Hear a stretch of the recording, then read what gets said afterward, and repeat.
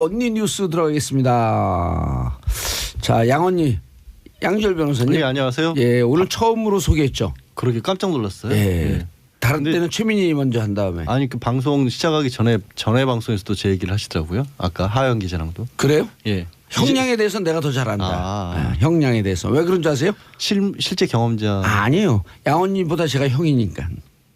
언니의 형은 뭡니까 이게? 자, 혼자 노래 불러요 안 불러요? 거란사 그 노래 찾아봤어요? 아니요.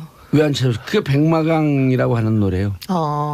고란사에 매주 들려주셔서 딱히 안 찾아봤어요. 중앙이 목이 쉬었어요. 어제 어제 무슨 노래를 불렀더라? 어제도 노래 부르셨어요? 네. 박종철 방송하고 타는 목마름으로 노래를 불렀고 어제 박종부 형님. 그 형님이 왔거든요. 아. 그 우리가 30년을 살면서 다시 초심으로 돌아가자 결의하고 술값만 많이 나왔죠. 자, 고란 중앙일보 기자님 자리하셨습니다. 네, 안녕하세요. 예. 걸크러쉬예요. 자료 좀 보내주세요. 그랬더니 인터넷 많으니까 검색해 보세요. 난 저런 분 처음 봤어요. 자, 이명선 프레시안 기자님, 최민희 의원 대신 나오셨죠? 네, 오늘 하루 땜빵입니다. 예, 땜빵 전문은 여러 명 있는데 땜빵 전문 돼지는 김용민. 아하. 땜빵 전문 팟캐스트는 이재화 변호사. 땜빵 많이 하세요? 네, 땜빵이 그냥. 예, 5분 대기조들. 자, 김용옥님, 봉도사님 요즘 훌쩍 젊어지고 계십니다. 언니 뉴스도 너무 재밌어요. 제가 왜냐면 요즘요 풀어놓을 얘기가 한다스예요. 다스 얘기 너무 재밌어. 너무나 재밌어요. 자, 김선민이 양언니는 언니네 라디오 출연해야 하는 게 아닐까요? 우리 다음 프로그램 소흥훈이 김숙의 언니네 라디오. 이것도 많이 들어요. 우리 거 듣는 거 한 10분의 1쯤 듣는 거. 채널 고정하셔야죠. 왜? 일단 안 보면은 막 디스하는 게 전공이에요. 우리는. 뒷담화. 자, 이명선 프레시안 기자님. 네. 어쩐 일로 오셨어요, 근데? 결의를 한번 얘기해 주시고. 뭐 결의랄 건 없고요. 예. 최민희 전 의원의 명성에 예. 흠이 안 가게 일단 시간 잘 채우자라는 각오로 나왔습니다. 최민희 의원님 특징이 있어요. 노명성. 이명선 노명성. 그렇게 또 연결이 되나요? 예. 자, 첫 번째 뉴스. 네. 양열 변호사님. 참 어떻게 전임 대통령들이 다 이래요. 그러게요. 이제 특수활동비를 이제 박근혜 정부 안에서 박 전 대통령도 받았고 또 이게 문고리 3인방이 전달해줬다. 그때 받았던 방식이 북악 스카이 같은 데서 받아서 국민들이 참 청와대 주변에서 무슨 이런 일을 했냐라고 놀랐는데 이게 이명박 정권 때도 있었다라고 지금 검찰은 보고 있는 겁니다. 네. 그런데 주차장이 등장을 했어요. 어허. 이 주차장이 지금은 청와대 인근의 공원으로 바뀌어 있다라고 하는데 하여튼 주차장에서 2억 원씩 2008년도에는 김성호 전 국정원장이 2010년도에는 원세훈 전 원장이 국정원 자금을 전달을 했다. 그래서 총 4억 원을 김백준 전 청와대 기획관에게 줬는데 일부 언론에서는 이거를 김백준 전 기획관이 먼저 전화를 걸어서 인사와 편의를 봐달라는 그런 요구를 했다라고 보도를 했고요. 다만 여기에 대해서 인사와 편의를 봐줄 테니 돈 줘라. 네, 돈 줘라라고 먼저 요구를 했다라는 보도까지 나왔는데 이제 제가 오늘 아침에 이제 다른 방송에서 김여재 전 정무수석 이명박 전 대통령의 이제 측근 중에 한 사람이죠. 과 얘기를 했는데 김현재 전 정무수석은 이거는 검찰이 언론에 의도적으로 흘린 거지 사실이 아니다라고 그쪽에서 반발을 하고 있습니다.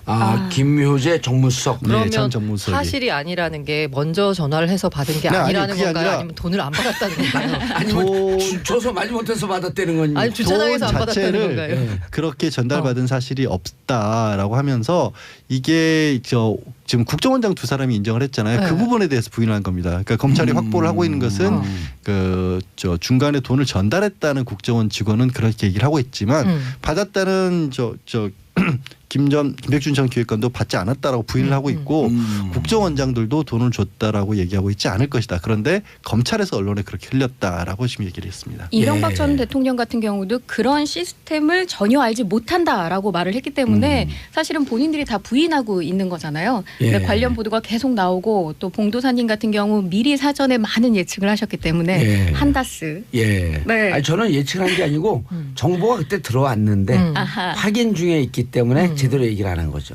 저희 지금 여기에 모든 얘기 중에 안 나오는 사람 이름이 한 분 계세요. 김모 씨. 김 씨가 또 등장하나요? 예. 이렇게 대한민국은 김 씨가 제일 많죠, 참. 예. 김 씨가 제일 많아요. 그러면 그냥. 지금 여기서 그래서 모든 예측할 때 김을 던져놓으면 돼요. 그럼 여기서 인정하는 사람은 실무자밖에 없는 건가요? 현재로서는 이제 그거는 이제 이명박 전 대통령 측의 얘기인데 실무자만 그렇게 얘기를 하고 있다는 거죠. 기조실장하고 기조실장과 실무자들은 줬다라고 얘기를 하는데 받은 사람과 그리고 그 돈을 원천은 국정원장인데 국정원장은 제거를 한 적이 없다는 거고요. 어제 평상시에도 월요일이면 항상 그 이명박 전 대통령 측근들이 모여서 이제 차도 마시고 식사도 같이 하는데 어제는 좀 많이 모였답니다. 한 20명 가까이 모여서. 왜냐하면 김백준 전 기획관이 이명박 전 대통령의 1년 선배이고 재정 담당을 다 했다. 40년 집사. 그래서 40년 집사라고 불리지 않습니까? 그 청와대에 들어갈 때도 훈련까지 고쳐가면서 기획관이라는 자리를 만들어서 우대를 할 정도의 사람이기 때문에 그 사람을 불러서 검찰이 조사를 했고 영장까지 청구한다는 것은 이명박 전 대통령으로서는 엄청난 일이잖아요. 그래서 다 모여서 얘기를 해봤는데 아니 아무도 받은 사람이 없더라. 그러니까 공적으로도 받은 사람이 없고. 근데 왜 원세훈은 또 그 심경의 변화가 있었고 이 특활비에 대해서는 아주 구체적으로 진술하고 있다는 거예요? 그게 검찰에서 언론에 흘린 거지 사실이 아니다라고 지금 이명박 전 지금 확인이 안 대통령께서는 돼요. 얘기를 하고 있는 겁니다. 그럼 원세훈이 그런 얘기를 안 했다 이런 거죠 지금? 그러니까 일명 이게 낚시를 이렇게 밑밥을 던져 놓은 건지 언론에 검찰이 아니면 원세훈 전 원장이 정말 그렇게 얘기를 한 건지 확인이 안 됩니다. 그 확인 저한테 하시면 돼요. 어떻게 확인 좀 해주세요. 지금 이제 다시 들어갔고 지금 한 6개월 됐죠? 다시 6개월 됐네요. 원세훈이요? 그렇죠. 안 무너질 때 됐죠. 심리적으로. 그러면 이미 들어갈 때 그리고 정도원 의원이 여기 와서 그랬잖아요. 같이 서울구치소에 사는데 징역을 참 못 살고 힘들어하더라. 원세훈 전 원장이요? 예. 그 정도원 의원이 같이 있었어요 그때. 그때 1억 5천이가 받고 들어갈 때 1억 5천 받을 때 그 1억 5천 받을 때 바로 옆에 있던 국정원 직원이 또 제가 잘 아는 후배예요. 어쩜 김모 씨 아닌가요? 화려한 인맥. 거긴 이모 씨예요.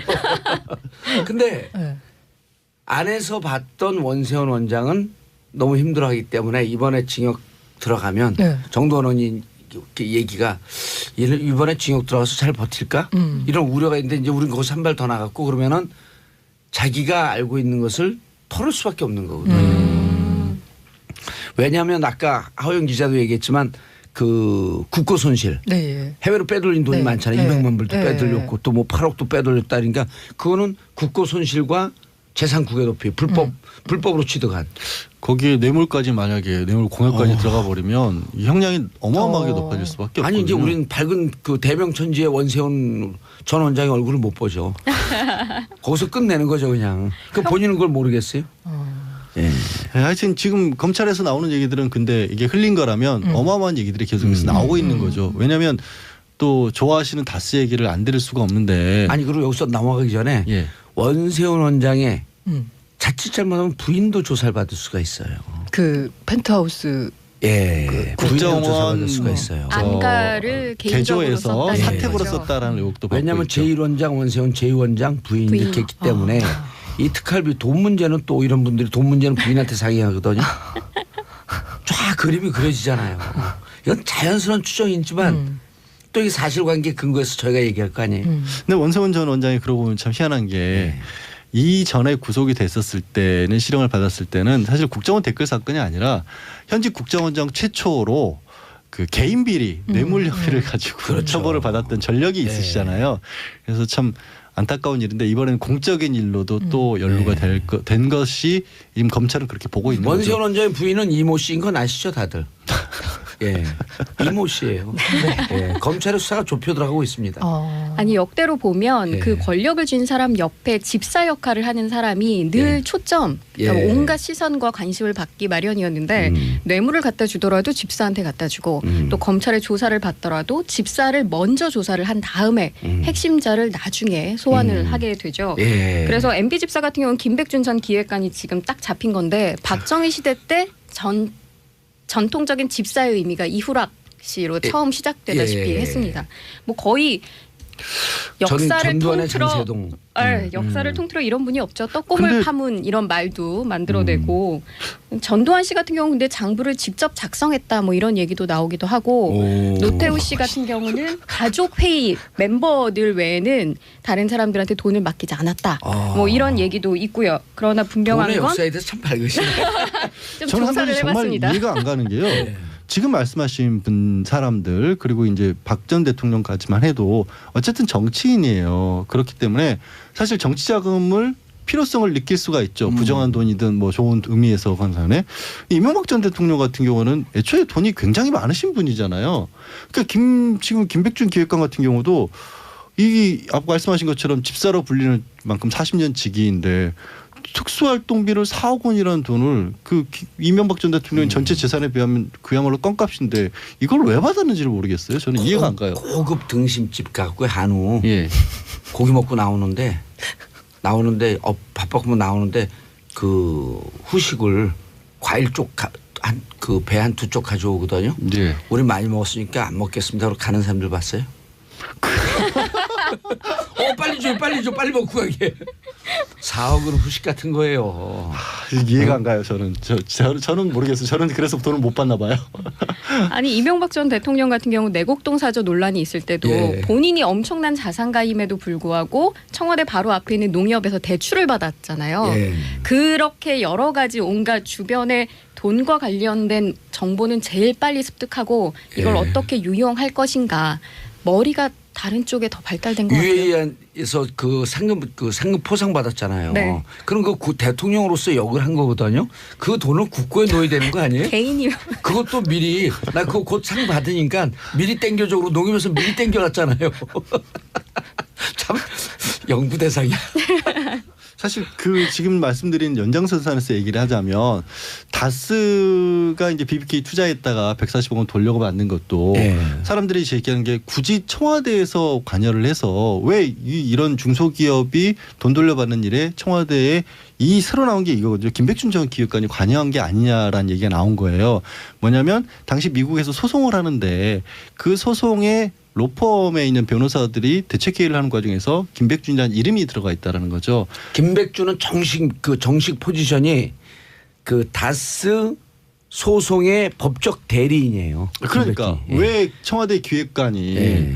왜 그 대한민국에서는 그다지 이름도 알려지지 않은 데에서 돈을 되찾는데 들어가 있었느냐. 그리고 수입료 문제 가지고 다투는데 김백준이라는 사람이 이걸 좋아하지 않을 것 같다는 얘기까지 나왔다. 그럼 그것도 이상한 거죠. 저는 이것도 왜 물론 140억 원은 4억보다 크긴 합니다만 일국의 대통령이 정말로 그런 데 관여를 해서 자기 돈을 챙겼을까요? 자기 돈 안 되잖아요. 다스가. 김혜재 씨 제가 정무수석한테 예. 다스 주인은 누구 거냐도 또 물어봤거든요. 예. 그때 다스는 다스 거라고 하시더라고요. 김현재 정무비서관이요. 예, 정무수석. 다스는 다스 거래요. 예, 이제 그러면서 이제 그 얘기를 하는 게 김상호 전 공동대표가 지금 공동대표였잖아요. 김상호 네. 공동대표가 다스 설립에 이명박 전 대통령이 관여를 했다라는 얘기까지는 검찰에서 또 나왔지 않습니까? 네. 거기에 대한 아마 반론인 것 같은데 현대아파트를 현대건설에서 지었다고 현대건설 거냐.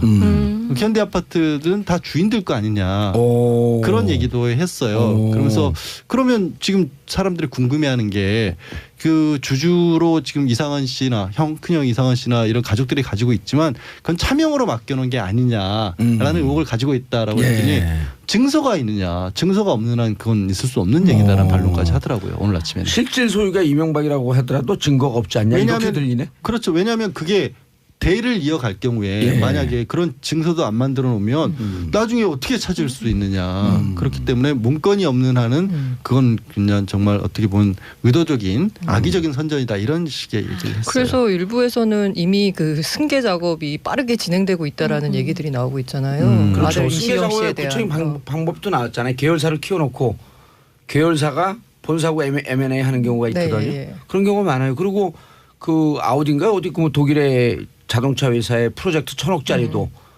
지분 일도 없는 이시영 씨가 그 프로젝트 총괄 책임자고. 그 해외 부분이 굉장히 큰데 해외 부분 돈줄은 다 CFO는 다 이시영 씨. 그렇죠. 어쨌든 주인은 아니에요. 그래서 전 약간 되게 엉뚱한 상상을 해보는데요. 이 기회에 그 현재 그 문서상으로는 주인인 분들이 재산권을 행사하면 안 되나요? 문서상의 주인들이요? 예. 할 수 있죠. 그러니까 문서상의 있겠죠. 주인들이 네. 그냥 회사를 팔아버리는 거예요. 문서상의 주인이 실질 주인인데 400만 원 썼다고 경리한테 막 이렇게 소리 흔들면서 야단 맞았잖아요. 아, 그러니까 이상훈 이게 씨가. 법적으로는 진짜 주인이니까 재산권 행사를 하면 되는 거잖아요. 하면 되죠. 그래서 엉뚱한 상상이지만 그렇게 하면 어떤 일이 벌어질까 그래서 궁금하네요. 김재정 씨가 그 2010년도에 돌아가시면서 처남이 네. 재산이 부인한테 넘어갔잖아요. 부인한테 넘어가고 이상은 씨도 지금 나이가 이제 많거든요. 그러니까 이게 심각해진 거예요, 상황이. 차명으로 지금까지 있었는데 넘길 수 있는 과정은 빨리 작업은 진행돼야 되는데 작업이 진행되다가 국민들이 다 쓰는 누구 겁니까? 이렇게 딱 멈춰버린 거예요, 지금. 네. 그래서 다 쓴 내 거 아니다. 그래서 정도원 씨가 또 그래요. 8조 되는 회사를 포기하든지 네. 봉변을 당하든지. 아니 이 와중에 다스는 심각한 경영 위기에 봉착했다면서 이게 노조 지원금을 중단하겠다고 오늘 또 선언을 하기도 했어요. 네, 이상한 회사예요. 그래서 고위부도설이 지금 나오고 있죠. 네, 그러나 2007년부터 2016년까지 10년 동안 다스의 연결 자산 규모가 9,189억 원에 이릅니다. 엄청난 회사예요. 그게 무슨 의미죠? 그러니까 회사에 돈을 쌓아놓고 있는데도 불구하고 지금 우리가 정권의 탄압 때문에 이렇게 회사가 힘들어져서 지금 노동자들이 길바닥으로 내몰리고 있다. 이건 정권의 탄압에 의한 회사 죽이기다라고 여론을 몰아갈 수 사내 있는 거죠. 유보금이 그렇게 많다는 거예요? 네, 네. 뭐, 연결 자금이라는 게 뭐 그게 무슨 뭐 자산이 자산이요. 많다는 거예요. 자산? 네. 현물과 이제 뭐 여러 가지 것들을 합쳤을 때 어허. 9,100억 원이 넘는 자산을 가지고 있다는 거죠. 그리고 사실 예. 그 회사 부도라고 하는 거는 돌아오는 어음 하나만 안 막으면 부도가 나는 거거든요. 그렇죠. 네. 고위부도. 네, 고위부도 설이 나오고도 있습니다. 샵 1035 짧은 문자 50원 긴 문자 100원 김상민님 명언이네요. 호호 4억은 후식 같은 것. 윤지영님 봉도사님 MB 얘기만 나오면 유독 좋아하시는 것 같아요. 왜냐면 할 얘기가 한다 쓰니까. 자 이쯤 정리. 이거 뭐야? 아니 그런데 김백준 씨 이제 구속영장 청구됐잖아요. 예. 영장 실질 심사 언제 해요? 오늘 10시 반부터 10시 반부터? 10시 반부터 진행을 하고요. 예. 아까 제가 여러 가지 말씀드렸잖아요. 과연 돈을 받았느냐 안 받았느냐. 예. 영장이 발부가 되면 돈을 받았다는 얘기예요. 그리고 원세훈 전 원장도 줬다고 얘기를 했다는 거고요. 그래서 하루면 이명박 전 대통령 측의 반박이 사실인지 아닌지가 오늘 자정이면 밝혀집니다. 근데 검찰이 근거 없이 언론에 설사 흘렸다고 할지라도 피사실 유포로 그런 거 하면 안 되는 거 아니에요? 그럼 불법이죠. 불법이라고 그렇게 하는데 어쨌든 기자들이 물어보면 김백준 씨, 저 원세훈 씨가 이제 심경의 변화가 있는 것 같아요. 그럼 기자들은 쓸 거예요. 심경의 변화 있어. 특합이 줬다고 진술. 여기 기자 두 분 계시잖아요. 자, 제가 이제 검사를 원세훈 물어보세요. 원세훈 원장이 진술을 했나요? 심경의 변화가 좀 있어서 좀 많이 협조적이에요. 검찰 관계자에 따르면 이렇게 그러면은 그러니까 이제 돈을 검찰 어떻게 관계자에 줬다는 거야? 그러니까 검찰 관계자에 따르면 뭐라고 말했다. 이거를 이제 풀이를 하는 거죠 기자들이. 예. 이런 말 하는 건 뭐 줬다는 의미다. 줬다는 의미다. 예. 네. 그리고 그러면서 검사가 요즘 수사기가 좀 쉬워졌어요. 그럼 검찰 수사 가속화. 다음 이슈 누구를 위한 대중교통 무료인가? 이게 무슨 말이죠? 어제 혹시 그 출퇴근 시간에 지하철이나 버스 타보신 분 계세요? 저요. 이렇게 딱 찍으니까 뭐가 나오나요? 0이라고 찍히더라고요. 그렇죠. 네. 어제 바로 출퇴근 시간에 지하철, 버스가 무료였습니다. 어허. 이용들을 안 해보셨나 보네요. 아니 지금 저는 무료 이용했어요. 퇴근 시간에. 예. 그 이유가 뭐냐면 이게 이제 그 미세먼지 저감 대책의 하나인데요. 예. 이 나쁨으로 그 일정 수치 이상 경보가 발령이 되면 미세먼지를 어떻게든 줄여보자.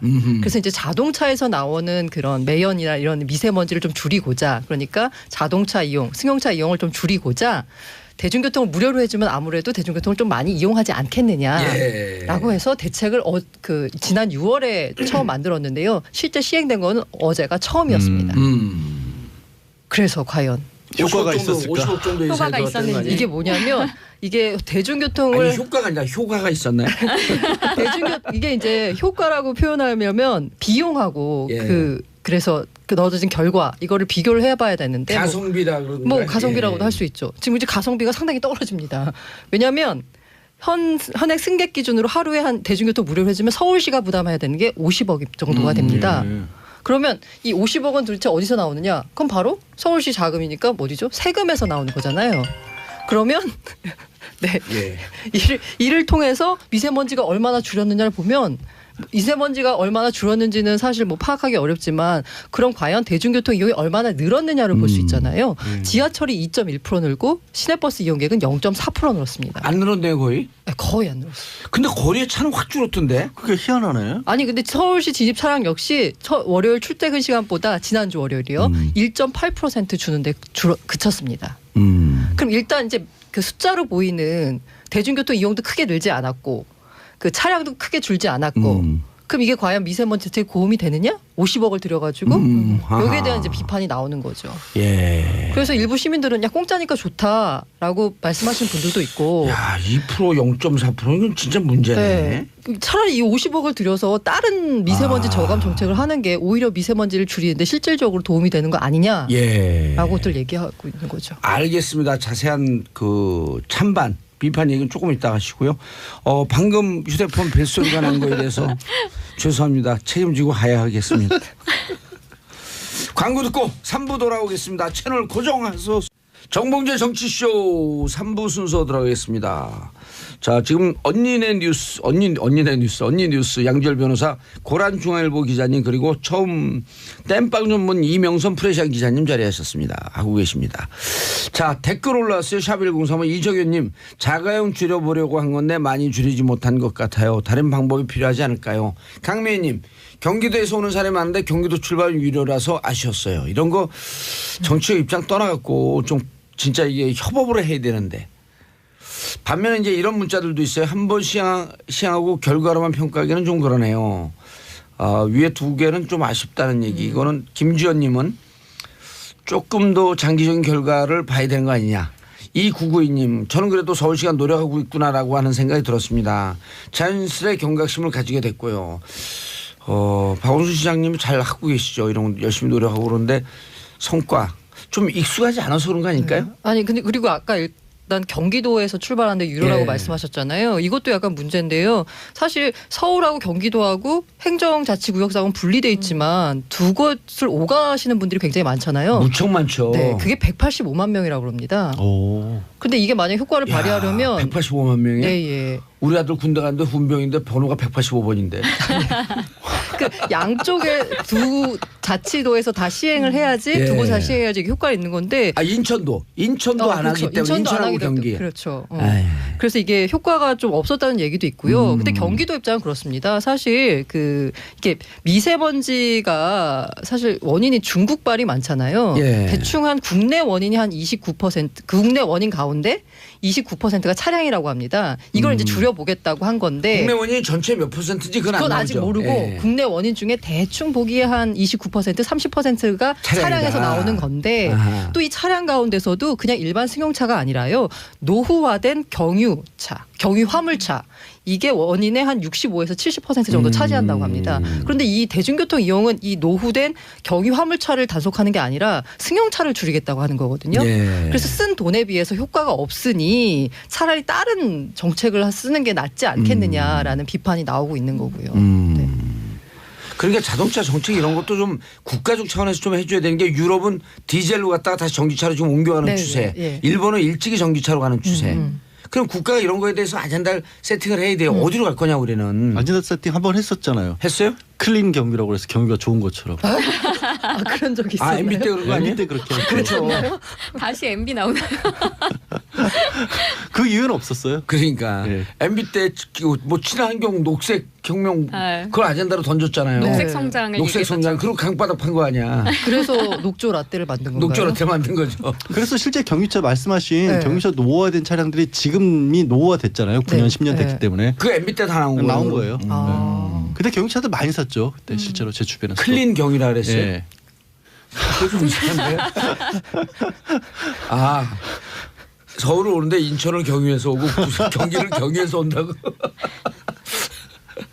그래서 어떻게 그 서울시 입장은 뭐 안 나왔나요? 뭐 아직 안 나왔고요. 예. 이제 한번 뭐 처음이 아까 말씀하신 대로 처음 한 거잖아요. 그래서 이제 앞으로도 시행을 할까 말까인데 지금 또 쉬운 문제는 아니네요. 저 쉬운 같은 문제 경우는 아니에요, 원래 진짜. 이제 대중교통 이용을 하기 때문에 어제도 그냥 자연스럽게 네. 탔어요. 영원히 나온다는 것도 사실은 인식을 못하고 그냥 탔는데 많이 늘지는 않았더라고요. 그러니까 원래 타던 분들은 늘 타는 네. 거고 갑자기 이것 때문에 승용차를 놓고 오기는 쉽지는 않았을 건데 그렇죠. 이제 주차장 같은 데를 서울시는 뭐 이제 일부 관용 주차장이긴 하지만 아예 홀짝제를 해서 절반을 막아버리겠다는 입장이기 때문에 이럴 때는 그러면 현실적으로 조금 도움은 될 것 같기도 하는데 조금 더 그러니까 좀 면밀하게 검토를 해서 더 늘릴 수 있는 부분 늘리고 해야겠죠. 아니, 반면에 그, 제 예. 주변에서는 그 아이를 항상 미세먼지 이렇게 발령주의보 뭐 이런 게 나오면 자동차를 태워서 학교를 보냈다는 거예요.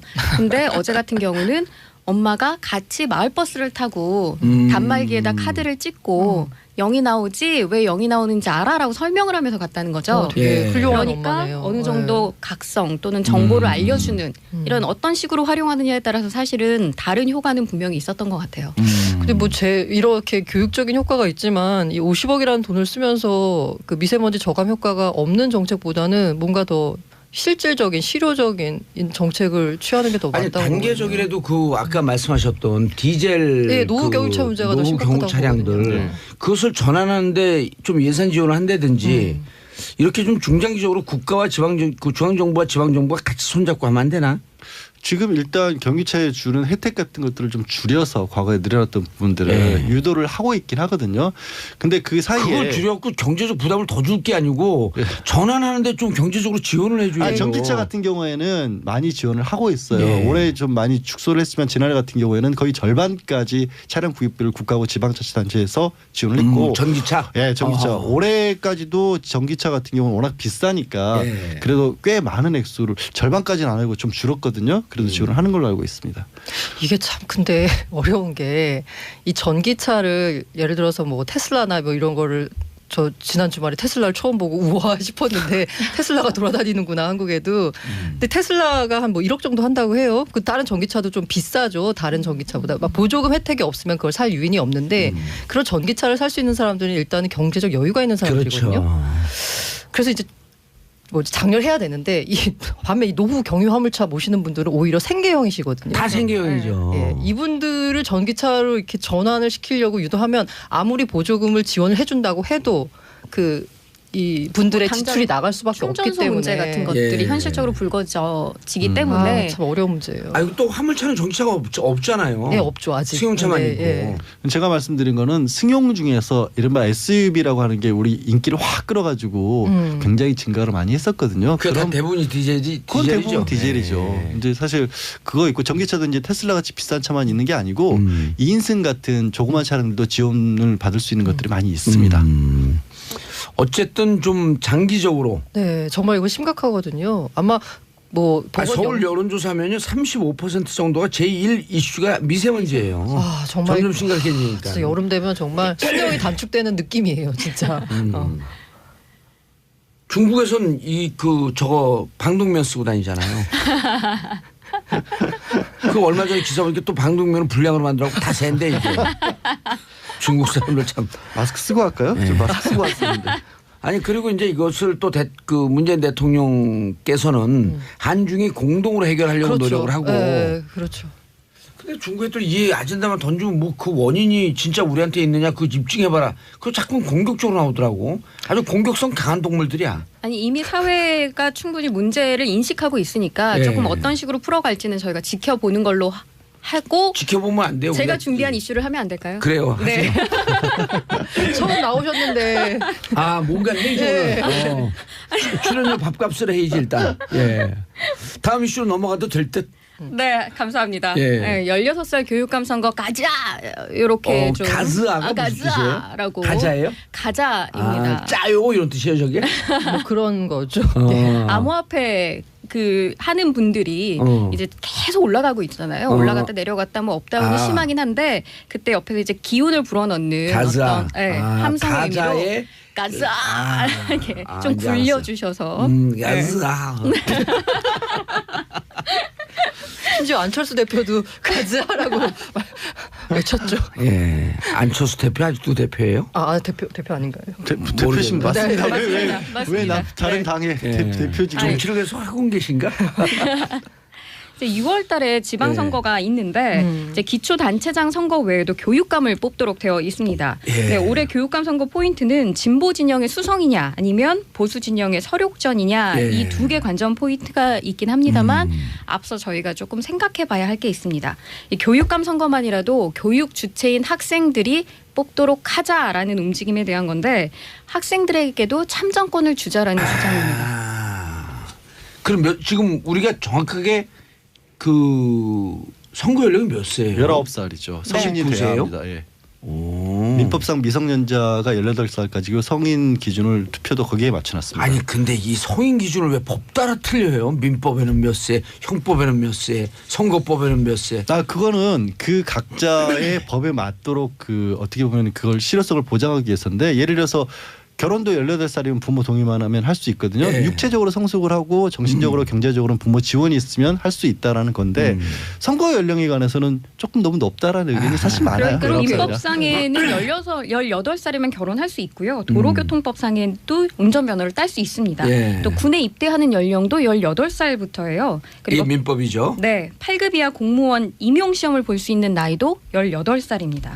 그런데 OECD 국가 중에 유일하게 우리나라만 19세 이상으로 선거 연령이 제한되어 있죠. 이걸 18세로 낮추자 그러는데 야당이 반대하고 또 못했던 거 아니에요? 지난번에 낮추자고 대선 했었죠. 때도 많이 18살로 낮추면 그 투표 인구가 진보적인 쪽으로 좀 유리할 것이다라는 예측들을 하면서 당시에 그때는 여당이었고 지금은 야당이 반대를 했죠. 정태욱 의원이 그런 얘기했었죠. 전교조 교사들이 정치적인 이야기를 하기 때문에 청소년은 참정권을 누리면 안 된다. 이렇게 말을 하기도 했습니다. 근데 그 교원들은 그 정교조보다 교총 소속이 더 많잖아요. 훨씬 많거든요. 네. 정교조는 그렇죠. 좀 네. 많이 줄었죠 이제. 네. 교총 부분 분들은 보수적인 분들이 많고. 그럼 그분들이 아무래도 자유한국당이 그렇죠. 좋다 이렇게 얘기하면 되지 않아요? 바른정당도 좋고. 아니 일단 기본적으로 어리면 진보적이다. 어리면 지금 현 여당 지지라고 이렇게 이꼴등식이 성립하기 때문에 일단 지금 야당에서는 선거율을 낮추는 걸 별로 좋아하지는 않을 것 같은데요. 제가 아까 말씀드린 대로 아까 18살에 결혼을 가능한 게 육체적 정신적으로 성숙했다고 인정하기 때문이라고 했잖아요. 근데 왜 유독 이 참정권 부분에서만 이 청소년들의 정신적 성숙도를 인정을 하지 않는 건지 모르겠어요. 결혼을 하기 위해 성숙한 것과 정치를 하기 위해 성숙한 것은 다르게 보고 있는 거고요. 이렇게 보면 그 소위 말하는 어른들 기득권 세력들이 이 청소년들에 대해서 어떤 때는 너무 어리다 너네는 또 반면 어떤 때는 야 너넨 이미 충분하지 않냐 이미 충분히 크지 않았냐 이렇게 그런데 잣대가 다른 것 이진성 같아요. 헌법재판소 소장이 지난 인사청문회 때 그런 얘기를 하기도 했어요. 최근 교육 수준이 높아지고 있고 네. 또 인터넷 등으로 여러 정보도 습득할 수 있고 그렇기 때문에 취업, 군대, 교육 얼마든지 자기 의견을 가질 수 있다. 그런데다가 적어도 성년이 되지는 못했다고 할지라도 정치적인 판단 능력의 측면은 다르게 봐야 한다라는 얘기를 그건 했습니다. 실제로 네. 그 지난 대선 앞두고 팩트 체크 같은 걸 언론사에서 했었을 예. 때 나이가 어리다라고 곧 진보적이다라는 등가는 성립하지 네, 않는다. 맞아요. 이런 거 맞아요, 나왔어요. 맞아요. 그 청소년들도 각자의 정치적 의견이 있는 네, 거지. 네. 뭐 어리면 다 뭐 네. 그런 건 아니라는 거죠. 그런데다가 상대적으로 지난 정권에서 약간 보수적이라고 생각되어져 왔던 국가인권위 같은 경우는 예. 2013년에 이미 선거 연령 기준 하향을 국회에 검토하라고 권고했어요. 2013년에요. 네. 박근혜 정부 시절인데. 그렇습니다. 오, 그래서 그분들 박근혜 정부에서 임명받았고 반 박근혜 정책을 한 거네 그럼? 특히나 교육감 선거와 관련해서는 청소년이 당사자다 이렇게 언급을 하기도 그렇죠. 했습니다. 정말 예. 교육감 선거야말로 그러네. 정말. 자기가 자기 관련된 정책을 하는데 구경만 하고 있으면 안 되잖아요. 그렇죠. 저희가 근데 늘 이명선 기자가 최민희 의원보다 훨씬 잘하는데요. 근데 이런 얘기가 나올 수밖에 없을 것 같아요. 그렇게 되면 이제 당장 생각해 볼 수 있는 게 교육에 있어서 예.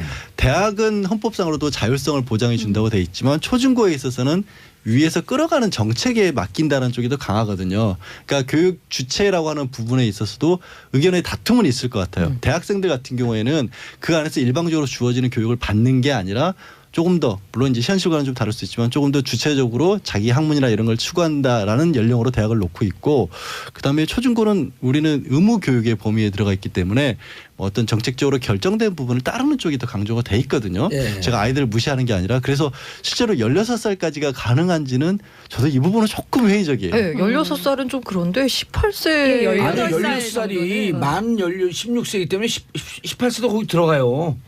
그러니까 아니, 지금 만 지금 만으로 18살 따지자는 거죠. 이렇게 얘기를 하는 건데 16세는 몇 학년이죠? 16세면 지금 사실 중3, 고1 뭐 이렇게 될 수 있죠. 예. 만으로 따졌을 때. 아니 그러니까 이제 이게 난 양지열 변호사 얘기가 객관적 환경을 이해하는 데는 설득력이 있는데 주도적으로 우리가 좀 바꿔야 될 게 지금 중고등학교를 우린 주입식 교육을 한다라고 하는 걸 우리가 스스로 인정을 해버린 거 아니에요. 네, 그렇죠. 근데 북유럽 민주주의가 잘 발전된 국가들이 어디 주입식 교육을 해요. 그러니까 사실- 아젠다를 던져주고 팩트를 던져주고 너희들끼리 토론해서 결정해라. 그리고 대학 들어갈 때도 그 논술 시험 논술 시험으로 가고. 그러니까 선거 연령 하향과 관련해서 사실 사회적으로 논의되어야 할 다른 측면은 교육 과정에서도 정치라던가 선거 이런 모의 실험을 예. 해야 되는 거고요. 무엇보다 권리와 인권에 대한 수업도 확대되어야 한다라는 게 분명히 필요한 내용적인 부분입니다. 그거 하자 그러면 또 이제 이게 전교조 교사들 그렇죠, 날뛴다고 안 한다고 그럴 거고. 그런데 일단 국회에 발령 그 법률안이 올라가 있어요. 박주민 의원이 예. 이 지방교육자치에 관한 법률 개정안을 2016년 8월에 발의를 해놨는데 선거 과정에서부터 교육 현장의 수요와 의사가 반영된 공약과 정책이 마련되고 실현될 수 있을 것이라면서 이 하향의 필요성을 굉장히 강조하고 있습니다. 저희가 말로는 늘 교육 3주체에 학생을 포함시키잖아요. 예. 그럼에도 불구하고 이들을 배제한 교육감 선거가 어떤 의미가 있는지는 좀 생각해봐야 하지 않을까 이번에 싶습니다. 개정될 가능성은 없는 거죠. 근데 이번 선거를 앞두고. 어렵죠. 현실적으로 그건 어렵죠. 그래서 바람을 담아서 가즈아라고. 가자. 네. 못 갈 것 같은데. 못 가자. 이번 선거뿐만이 아니라 이제 앞으로 다가올 선거들이 많으니까요. 그러니까 이거 좀 한번 진지하게 토론을 좀 네, 해봤으면 좋을 것 좋겠어요. 같아요. 교육감에 한해서만이라도. 그렇습니다. 뭐 현재 서울시 교육감 이렇게 후보군이 뚜렷하게 나타나고 있지는 않아요. 그런데 앞서 말씀드린 대로 보수 진영이 어떤 서륙전을 꿈꾸고 있어서 이미 일찌감치 보수 진영의 일부 단체들 6개 단체 정도가 모여서 좋은 교육감 추대 국민운동본부가 출범한 상태입니다. 여기 지금 그럼 현재 나쁜 교육감이라는 거예요? 지금 현 교육감님께 예. 굉장히 죄송한데 예. 조금 봐야 될 게 보수 진영이 이렇게 주도적으로 어떤 단체를 꾸리고 한 데는 태극기 집회를 주도한 서경석 목사가 그 중심에 있다는 점이에요. 아. 그래서 과연 교육 정책에 있어서도 부모된 입장에서는 보수성을 띨 수밖에 없는데 과연 이 보수 단체에서 만들어낸 어떤 단체 그리고 예. 이 단체가 내세운 후보가 과연 우리 아이들의 교육을 얼마나 잘 이끌어갈 것인지 또는 개선해 나갈 건지 각자의 숙제가 되지 않을까 아니 싶습니다. 어쨌든 간에 이제 우려하는 게 애들한테 그 선거권을 주면 너무 포퓰리즘적인 애들을 막 이렇게 풀어주고 애들이 좋아하는 쪽으로만 저 교육 정책을 나갈 게 아니냐라고 이제 일각에서는 우려하고 있거든요. 하지만 그 선거권을 받게 되는 학생 숫자와 예. 그 학생들을 좀 더 이렇게 좀 뭔가 저 공부를 하고 싶길 원하는 부모의 숫자를 비교해 보면 부모의 숫자가 월등히 많거든요. 그래서 이게 뭐 자칫 포퓰리즘적으로 흐를 수 있다라고 우려하는 목소리는 현실적으로 봤을 때는 그냥 뭐 우려 정도로 그치고 아니 진짜 한번 진지하게 논의해볼 필요가 네, 있을 예, 것 예. 같아요. 아니 그리고 또 하나는 촛불 혁명이라고 저희가 얘기를 예. 하잖아요. 그런데 2016년 겨울을 달군 그 촛불 현장의 구성원들을 보면 가족 단위가 굉장히 많고 특히나 초등학교를 다니지 않는 아이들을 데리고 와서 민주주의 현장을 보여주고 싶어서 같이 왔다 이런 부모들의 열망도 있었고요. 그리고 자율적으로 나온 친구들 중엔 10대 청소년들이 굉장히 그렇죠. 많았습니다. 아니 2008년도 소고기 광우병 반대 광우병 때 그때도 그때도. 중고등학생들 그렇죠. 먼저 시작한 거 아니에요. 우리 조카는 중3이었거든요. 근데 키가 180 넘어갔고 명박산성에 올라갔어요. 그 15명이 연행됐는데 그중에 한 명이에요. 그래갖고 그때 기사 보면 미성년자는 훈방 조치. 근데 그런 친구가 지금 보수적이에요. 20대 중반 이제 중반대인데 군대 갔다 왔고. 그 뿌리 깊은 약간 선입견이 애들이 정치를 하면 안 돼. 뭐 이런 약간 논리거든요. 근데 초등학교 중학교 그 학생회장 선거 때가 봐요. 무척 정치적이에요. 이제는 좀 시각이 바뀔 때가 되지 않았나. 예, 알겠습니다. 다음 뉴스 양지열 변호사님. 예. 용인 일가족 살해 사건 현장 검증. 예. 저는 요즘 이런 거 끔찍하고 기사를 보고도 싶지 않아요. 이름이 이제 김성관으로 공개가 됐죠. 언론에. 예. 이게 어떤 거냐면 용인에서 자신의 어머니 그리고 어머니가 아니라 이제 아버지가 이제 재혼을 하셨거든요. 어머니.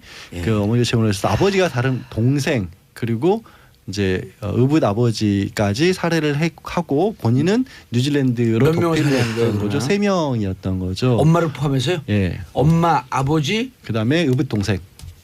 이부 동생이라고 하죠. 아버지가 다른 동생. 예, 이부 동생. 예, 그렇게 자기 표현을 친엄마까지요? 했는데 친어머니를 살해를 한 겁니다. 그래서 굉장히 큰 충격을 주었고 결국에는 우발적인 범행이라고 처음에는 주장을 했다가 뉴질랜드 도망갔다가 이제 잡혀왔거든요. 잡혀와서 예. 구속을 했는데 수사 과정에서 결국 재산을 노린 범행으로 그렇게 밝혀졌습니다. 특히 충격적인 것은 아내와 함께 공모를 해서 이 어머니를 살해를 한 것이고요. 자기의 두 딸들과 같이 갔었죠. 근데 이제 이거는 사건의 개요인 거고요. 갑자기 주소가 없어진 게 중요한 거는 말씀드리고 싶은 건 이 사람이 김성관이라는 이름을 가진 사람이라고 하는 거 그리고 예. 얼굴이 언론을 통해서 어제 공개를 한 겁니다.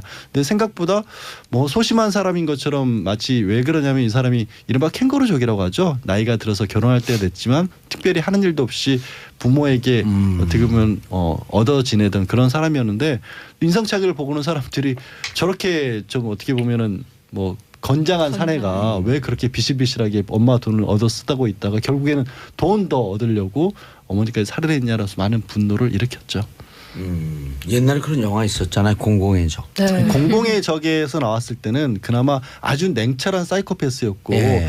잘 나가는 펀드 매니저였거든요. 예. 근데 돈을 더 받으려고 그렇죠. 그런 짓을 했는데 이 사람은 아버지가 갖고 있는 고아원 팔아갖고 예, 돈 고아 달라고. 팔아서 그것 때문에 이성재 씨는 그 이후에 영화 출연도 못했다는 한동안 너무 악랄하게 묘사를 잘하는 바로. 근데 연기 김성관 씨 잘해서. 같은 경우는 한 1억 8천만 원인가 이 돈을 어머님 통장으로부터 인출을 해가지고 뉴질랜드 도피를 했었어요. 근데 거기서 현장에서 뉴질랜드에서 검거가 됐죠.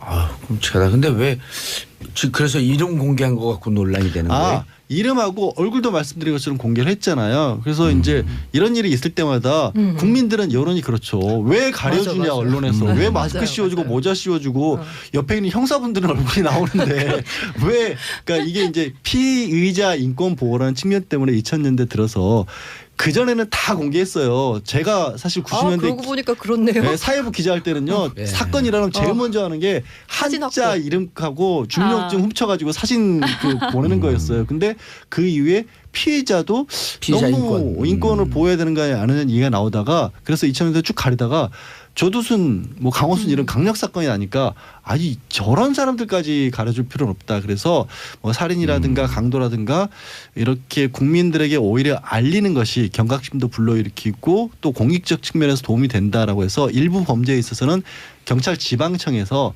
자체적으로 회의를 거쳐서 심의위원회에서 이 사람은 공개를 합니다라고 결정을 하면 언론을 통해서 공개할 수 있도록 정합니다. 그러면 기준이 따로 있는 건 아닌가 봐요. 그게 좀 문제인 것 같아요. 말씀드린 것처럼 지방청 심의위원회에서 결정을 하다 보니까 지금 설명드린 살인 강도 같은 특정 강력 범죄에 있어서 공개하는 것이 공익에 더 도움이 된다는 기준인데 지방청마다 조금 다를 수가 네. 있거든요.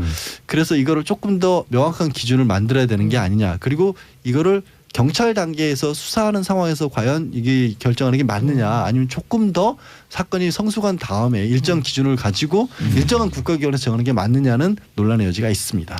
이 공개는 정말 굉장히 어려운 게 저희 이제 언론사에서도 어떤 사건이 났을 때 그 범인의 이름과 얼굴을 공개하느냐 마느냐가 매번 논란거리예요. 네, 사회부에서 맨날 싸우죠. 그렇죠. 해야 된다는 쪽과 안 된다라는 쪽이 나눠서 결과적으로 하게 되면은 알립니다. 우리는 왜 이 사람의 이름과 신상 그 얼굴을 공개를 하는지에 대한 이유를 쓰거든요. 근데 매번 이런 일이 벌어질 때마다 매번 얘기가 되고 매번 찬반 양론이 오가는 거죠. 사실 이거를 공개하게 된 것도요. 특정 언론사에서 우리는 이제 뭐 지금 경찰이나 검찰은 막고 있지만 공개할 겁니다라는 게 이슈가 되면서 공개를 일부라도 하기로 바뀐 겁니다. 알겠습니다. 이제 근데 그러면은 지금 곧 3년 뒤면 출소하는 조두순. 조두순은 이 법이 2009년도에 만들어져서 그때부터 그 이후 범죄자들은 공개되는데 조두순은 2008년에 검거가 돼서 예. 조두순은 이 법의 적용 대상은 아닙니다. 알겠습니다. 이게 뭐예요? 이거 욕인데 왜 이걸 쓰지? 아니 지금 예. SHITHOLE 예. 이 단어 자체가 비속어라기보다는 전 세계에서 지금 아니 이런 대체 용어로 그래요? 아니면 이보다 더 나쁠 수 없다의 뜻을 가진 의미로 사실상 사용되고 있습니다. 아 이게 시원하게 그 신조어예요? 기자님이 한번 읽어주세요. 네, 읽어주세요. 번역 안 하면 네. 볼드모트. 뭐 얘기 못할 거 없어. 이게 다 SHIT 는 모두 트럼프 동안이에요, 대통령 덕인데 아 이거 썼죠? 트럼프 대통령이. 그렇습니다. 대통령이 쓰는데 뭐 기자가 못 써요? 쓸 쓰세요. 수 있죠. 예. 쓸 수 있죠. 예. 쓰세요. This place is a shithole 이런 건데 아. SH라고 좀 줄여서 저도 좀 이렇게 우아하게 네. 포장을 그럼 좀 무슨 해보고 싶습니다. This place is shit 하기 왜 디스플레이스를 얘기하세요? 그거 말고 트럼프 간 건 그게 아니라 슈톨 컨트리스였잖아요.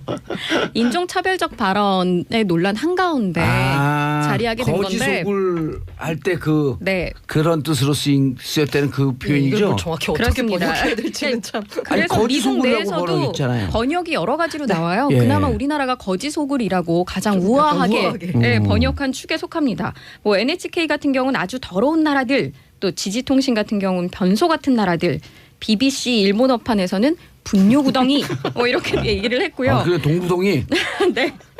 금운동 할 때 동구동이. 그리고 AFP 같은 경우 더욱 정확하게는 똥통일 것이다 라고 말하기도 했습니다. 뭐 중국 일민일보 같은 경우는 불쾌한 국가들, 신화통신 같은 경우는 똥통하고 비슷한 단어죠. 오물통이라고 번역을 해서 기사 소식을 전하기도 했죠. 무슨 얘기하다가 그 얘기가 나온 거예요, 근데? 지금 트럼프 대통령 같은 경우는 이민 잡았다가 그런 거 아닌가요? 본인이 아프리카 그 IT와 중미 아프리카 국가들을 겨냥해서 우리가 왜 거지고 소굴 같은 나라들에서 이 모든 사람들이 여기에 오도록 받아줘야 하느냐 이민 정책과 관련해서 회의를 하다가 이런 발언이 나왔다고 하고요. 근데 이거는 회의에 참석했던 그 당시 이제 의원들과 관계자들에 의해서 나온 거고 트럼프 본인은 그런 말 한 적 없다라고 얘기하고 있습니다. 이제, 그럼. 그런데 이 파문이 나오자 비디오 저널리스트 한 사람이 트럼프 대통령 소유 건물에다가 프로젝션으로 이 SH라는 단어는 정확하게 사용된다라면서 트럼프에게 뇌물을 주면 된다, 저항하라라는 의미의 반 트럼프로 지금 미국 열도가 끓고 있습니다. 알겠습니다. 인종차별 시리즈로 계속하고 있네요. 자, 세 분 인사하시고요. 예, 고맙습니다. 감사합니다. 끝났어요. 저는 광고 듣고 4번